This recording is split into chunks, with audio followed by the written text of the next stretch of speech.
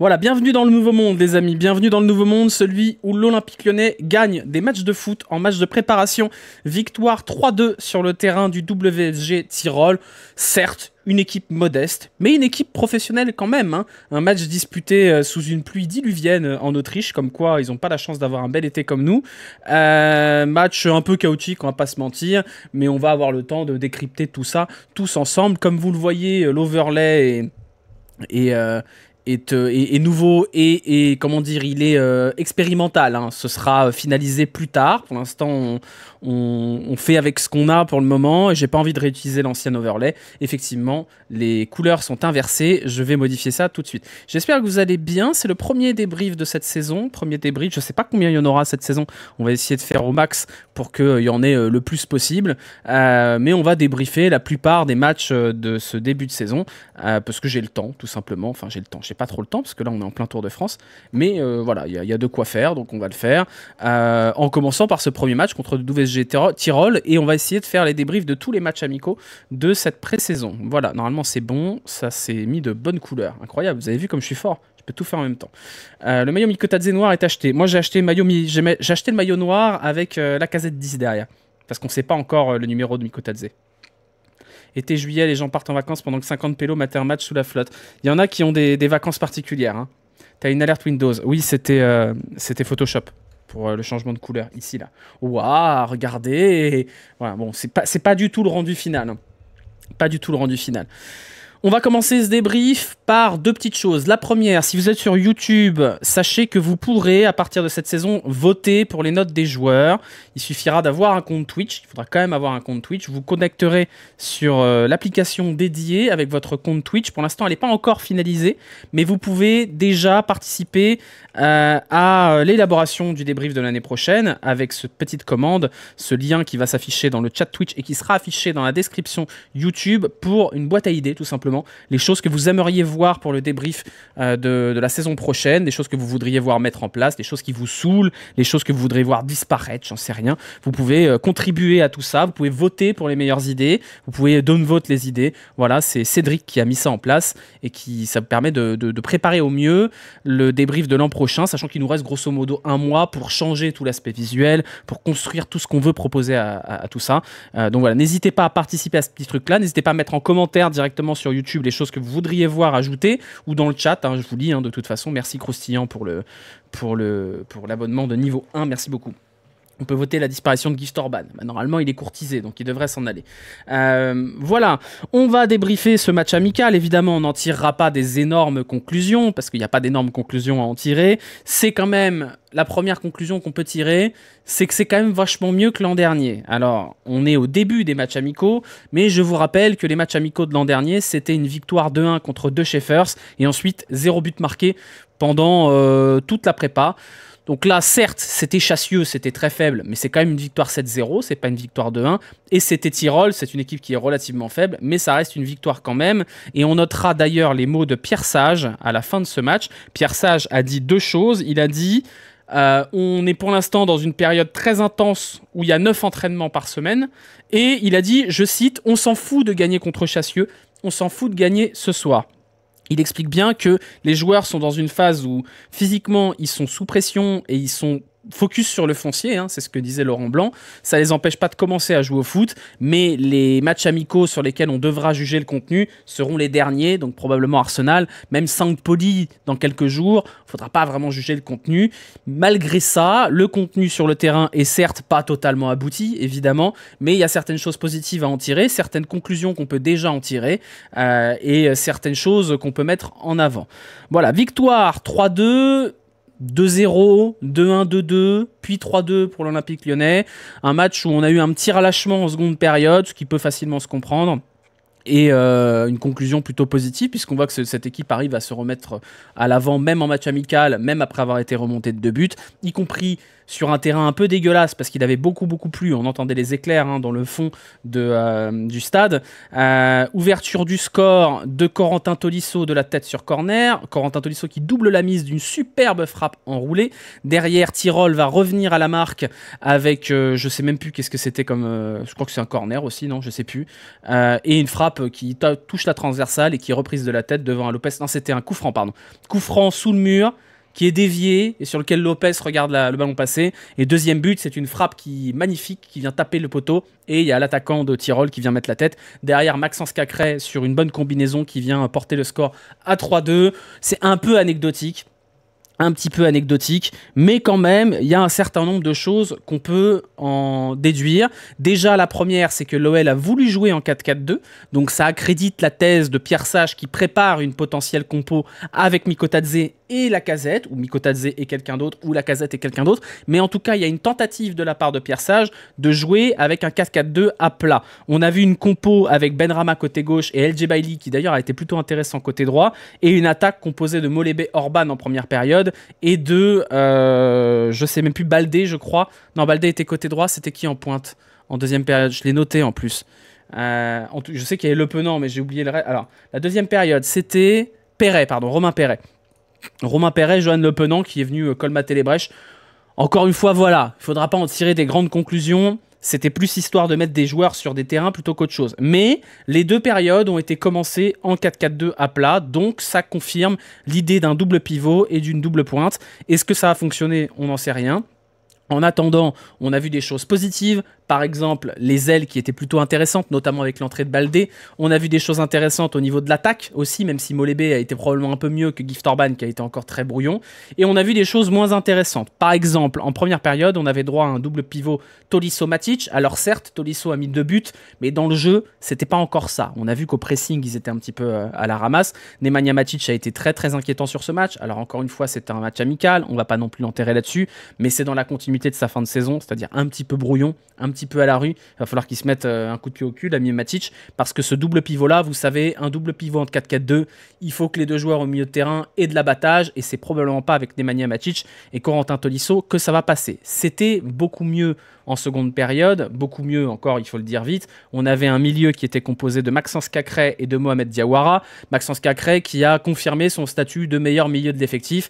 Et la perspective de voir Maxence Cacré s'en aller a de quoi inquiéter un petit peu, tant il est le seul pour l'instant à être vraiment la tête à l'endroit. Alors encore une fois, on va tempérer une 150e fois, ce n'est que le deuxième match amical, les joueurs ne sont pas encore dans leur assiette physiquement. Mamadou Diawara, je confonds Mamadou Sarr, Mamadou Diawara, je sais pas, j'ai envie de les appeler Mohamed, je sais pas pourquoi. Mamadou Diawara. Et donc, on est pour l'instant sur une configuration où c'est difficile de juger la qualité technique des milieux qui n'ont clairement pas travaillé la technique pour l'instant, c'est ce que nous expliquait Pierre Sage. Cela étant dit, il y a certains joueurs sur lesquels on pouvait mettre des points d'interrogation qui se sont révélés plutôt intéressants. Dans l'ordre, on a Lucas Perry qui a quand même réalisé 3 arrêts en 25 minutes, c'est plutôt pas mal. Adrielson a été plutôt rassurant, lui qui est plutôt annoncé dans la rotation, qui viendrait peut-être jouer une place de 3e défenseur en concurrence avec Sarr, a été plutôt sympathique ce soir. Abner, qu'on nous avait annoncé comme étant vraiment pas terrible, ça fait 2 matchs de suite où il est plutôt rassurant. Encore une fois, il faut voir le niveau de l'adversité. Quand il aura des vrais bons joueurs en face de lui, peut-être que ce ne sera pas la même chose. Mais Abner a des qualités qu'on n'aurait peut-être pas soupçonnées quand on voyait les avis des supporters du Betis. On verra sur la durée. Un petit over le chat. Faut que oubliez, ce sera à retravailler après. Pourquoi Mangala n'a pas joué? Mangala est encore en vacances. Il y avait beaucoup d'absents encore. Hein. Il y a ceux qui sont au JO, évidemment, Ryan Cherki, Alexandre Lacazette. Il y a ceux qui étaient en sélection, donc Aurel Mangala. Il y a ceux qui ne sont pas encore revenus, Nyama par exemple. On n'est pas encore sur un groupe au complet et on n'est pas du tout encore sur un groupe qui est prêt physiquement. Voilà.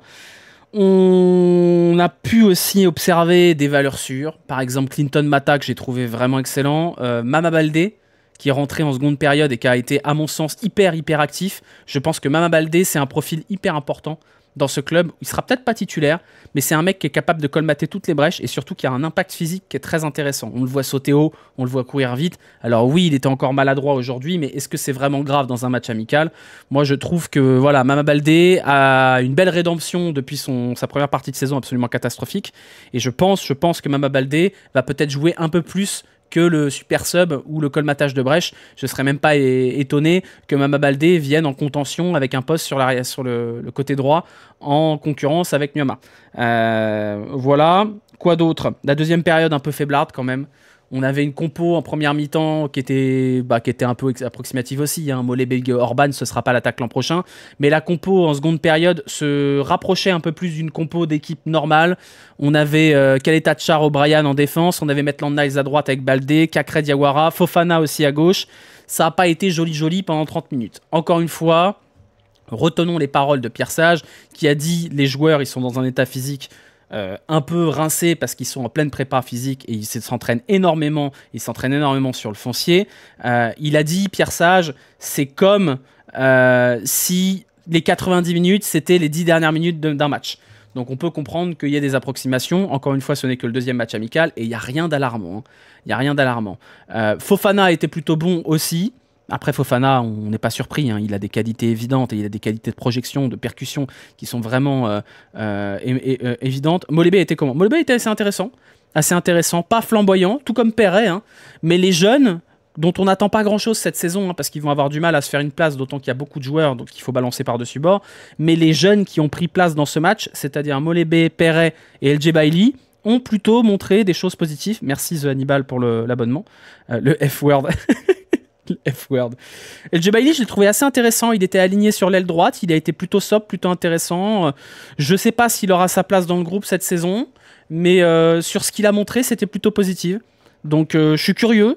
Surtout qu'il a un profil qui vient colmater quelques brèches du côté des ailes. Il y aura des matchs d'Europa League où il y aura peut-être l'occasion pour lui de rentrer dans le groupe ou quoi que ce soit. C'est pas celui qu'on attend le plus, El Djebaili, mais il a été assez intéressant. Il a un bon niveau technique, il est intelligent, il sait combiner correctement. Je suis curieux, moi, de voir si on va le revoir sur cette prépa d'avant-saison une fois que les gros noms vont revenir. Quel poste, El Djebaili? C'est un poste offensif, on va dire. Mais là, il a joué ailier.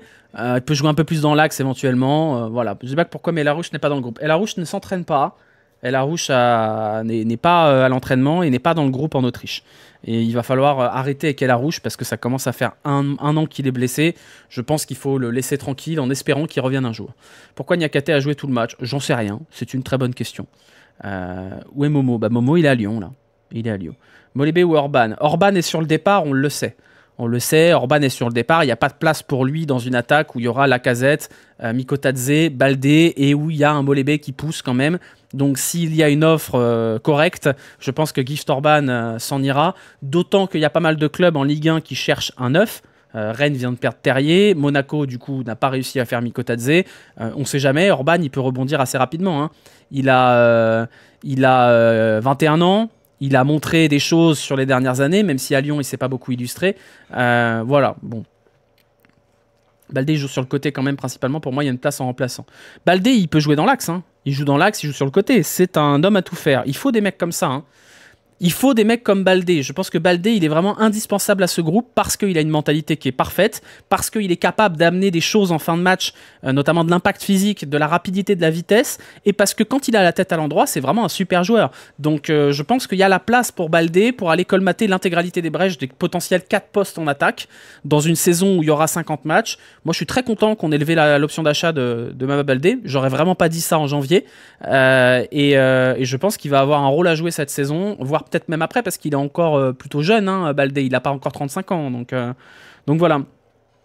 Il va finir prêté à Botafogo. Non, moi je pense qu'on a levé l'achat pour qu'il vienne colmater les brèches. C'est un joueur qui n'a pas un énorme salaire, qui n'a pas coûté très cher, il a coûté 6 millions, et qui apporte au collectif. Donc voilà, c'est bien. C'est comme Maitland Niles, c'est des joueurs qui sont pas forcément titulaires, mais qui peuvent colmater partout. D'ailleurs, on a vu Maitland Niles, il est rentré en tant qu'arrière droit, mais régulièrement, il venait se positionner en phase offensive en numéro 6.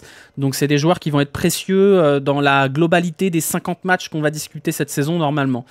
Faut sortir les clips il y a quelques mois sur Baldé. Ah, mais moi, je suis avec grand plaisir. J'assume d'avoir critiqué Baldé toute la première partie de saison précédente parce qu'il était vraiment en dessous de tout. Et je suis très content de voir qu'il a ressorti la tête de l'eau et qu'il est devenu un joueur assez intéressant dans ce club. C'est cool. On n'est pas obligé de voir tout gris ou tout noir. Hein. Il y a des joueurs qui se reprennent, il y a des joueurs qui coulent, et c'est pas parce qu'on en a encensé un jour qu'on est condamné à l'encenser éternellement, ou c'est pas parce qu'on a critiqué un joueur à un moment donné qu'on est condamné à le critiquer éternellement. On peut aussi changer d'avis, et changer d'avis, c'est pas foncièrement de retourner sa veste.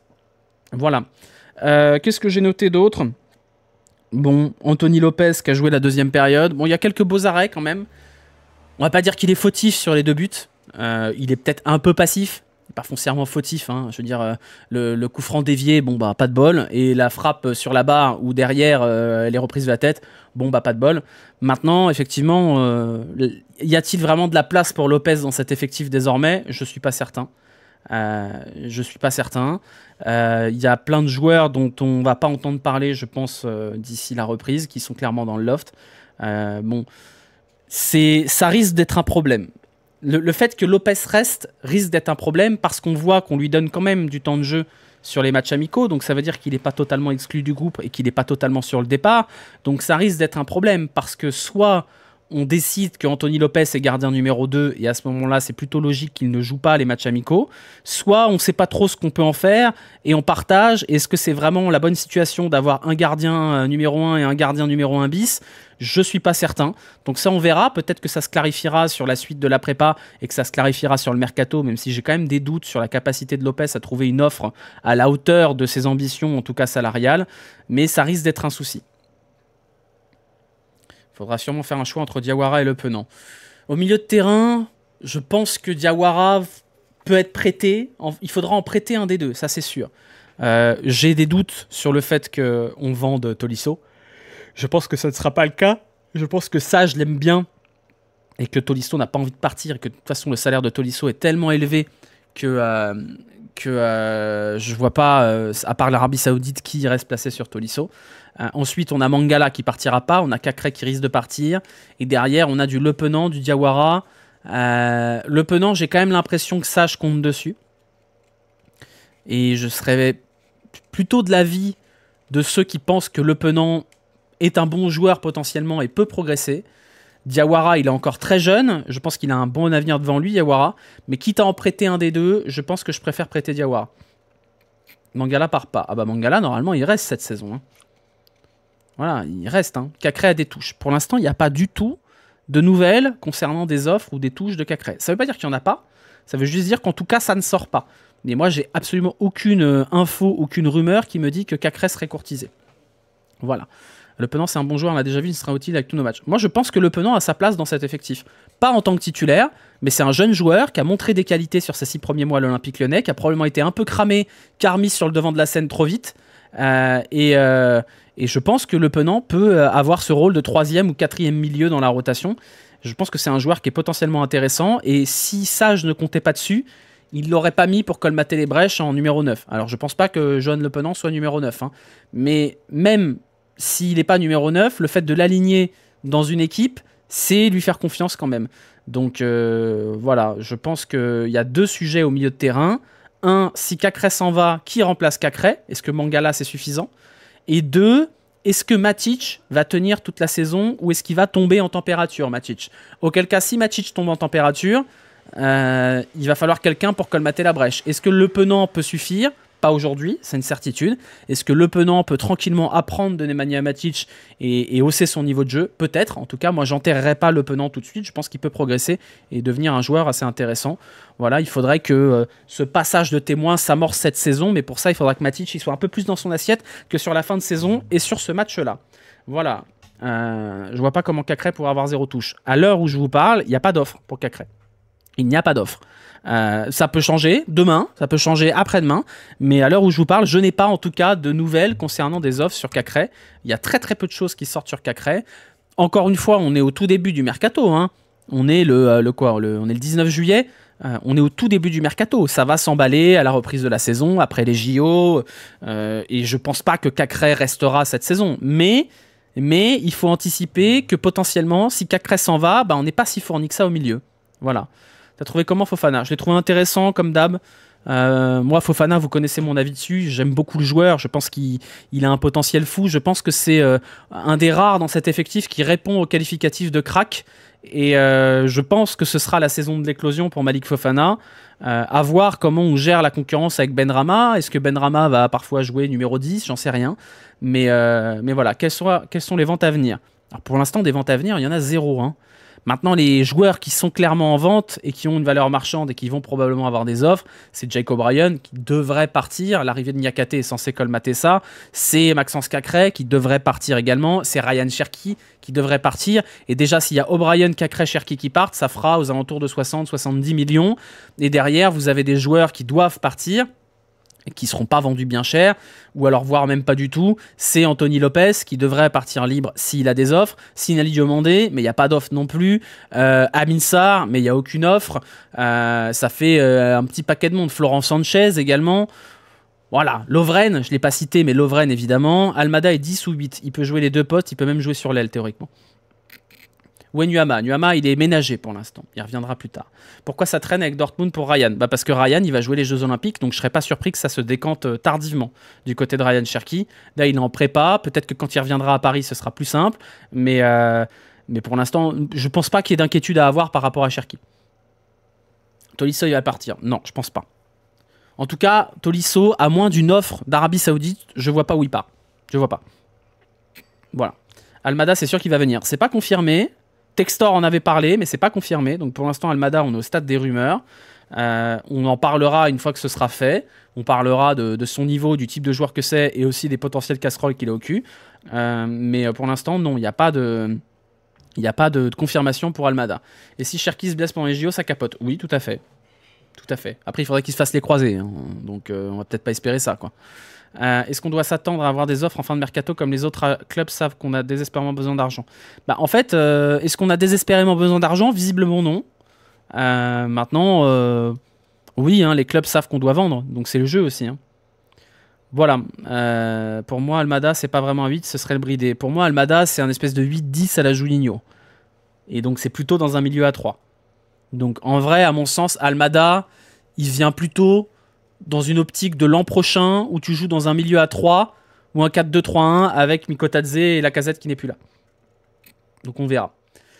Hugo l'avait annoncé, il me semble. Ça n'a pas été officialisé. Hein. Ça n'a pas été officialisé. Almada, c'est encore plus haut. Il a un work rate vraiment pas dingue. Vraiment... Pour moi, c'est comme Paqueta, Almada. Paqueta, quand il arrive, c'est un pur 10. Et il apprend à jouer un peu relayeur à Lyon. Mais pour moi, Almada, c'est le même type de joueur que Paqueta. Voilà, mais je pense qu'il ne faut pas compter sur ça. Il faut compter sur une adaptation de 6 mois du côté d'Almada et de voir ce qu'on fera la saison prochaine. C'est des joueurs qui vont arriver en cours de saison, qui arrivent d'un continent lointain. Il ne faut pas compter sur eux pour s'adapter tout de suite, quoi. Voilà, là-dessus. En espérant qu'il ait moins les paris sportifs. On va espérer aussi. Il y a toujours l'offre de 35 millions pour O'Brien. Ça, on ne sait pas. C'était une rumeur, l'offre de Nottingham Forest. Hein. Pour l'instant, je vous dis, vous avez probablement très soif d'infos mercato, mais je ne suis pas votre gourde. Voilà, je suis désolé. Je ne peux pas vous abreuver d'infos mercato qui n'existent pas. Je ne peux pas vous faire un soda stream avec des infos mercato, car je ne suis pas foot mercato. Je ne peux pas inventer des trucs qui sortent de nulle part, désolé. Il est corrigible, mais Paqueta était habitué à jouer plus bas déjà avant, pas Almada. C'est vrai, on verra. On verra. Adrielsa n'a pas l'air si cata. On verra aussi. Encore une fois... Faut pas tirer de conclusion sur le niveau intrinsèque des joueurs sur des matchs amicaux. Hein. On fait des débriefs parce qu'on fait des débriefs. On est content de se retrouver. Mais ça reste un match amical contre une équipe faible. Hein. Tyrol, c'est pas le Red Bull Salzbourg. Hein. Donc voilà ce qu'on avait à dire sur ce débrief. Je pense qu'on va couper le débrief YouTube ici. Parce qu'on a déjà fait un peu le tour. On va rester un peu en live quelques temps. Donc si vous êtes sur YouTube, bisous. N'oubliez pas que vous avez une petite boîte à idées sur laquelle vous pouvez déposer des petites idées pour le débrief. Sachant que l'an prochain, on aura normalement des visuels stats. On aura peut-être un concours de pronos sur toute la Ligue 1. Plein de petites choses sympathiques potentiellement en jeu. Voilà, n'oubliez pas les pouces et les cœurs et les commentaires et les notifications et le follow et le bordel et Instagram et TikTok et MySpace et tout ça. Allez, bisous, ciao.